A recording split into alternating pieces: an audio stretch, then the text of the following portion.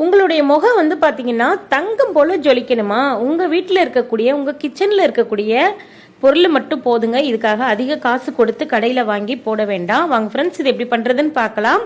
இப்போ நான் வந்து பார்த்தீங்கன்னா ஒரு தக்காளி, நல்லா பழுத்த தக்காளியாக எடுத்திருக்கேன். அதை வந்து இந்த மாதிரி நல்லா கேரட் துருகுறதுல வச்சு துருகுனீங்கன்னா அதோடைய ஜூஸ் மட்டும் நமக்கு கிடைக்கும். அதில் உள்ள தோலெல்லாம் நமக்கு தேவைப்படாது.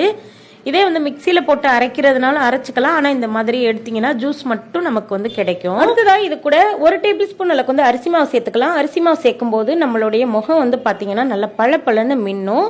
இது கூட வந்து பார்த்தீங்கன்னா 1/2 டேபிள் ஸ்பூன் அளவுக்கு வந்து கடலை மாவு, 1 சிட்டிகை மட்டும் மஞ்சள் தூள் வந்து சேர்த்துக்கலாம். சேர்த்துட்டு அந்த தக்காளியோடைய அந்த ஈரப்பதத்திலே அந்த ஜூஸ்லேயே நல்லா மிக்ஸ் பண்ணுங்க. இதில் வந்து தண்ணியெல்லாம் சேர்க்க வேண்டாம். அளவு வந்து பார்த்தீங்கன்னா கரெக்டாக இருக்கும். இப்போ இதை வந்து பார்த்தீங்கன்னா நல்ல முகத்தில் வந்து நல்லா எல்லா இடமும் படுற மாதிரி நல்லா அப்ளை பண்ணிட்டு ஒரு 10 நிமிஷம் வச்சுட்டு அதுக்கப்புறம் முகத்தை கழுவி பாருங்க. நீங்களே ஆச்சரியப்படுவீங்க. Download ShareChat.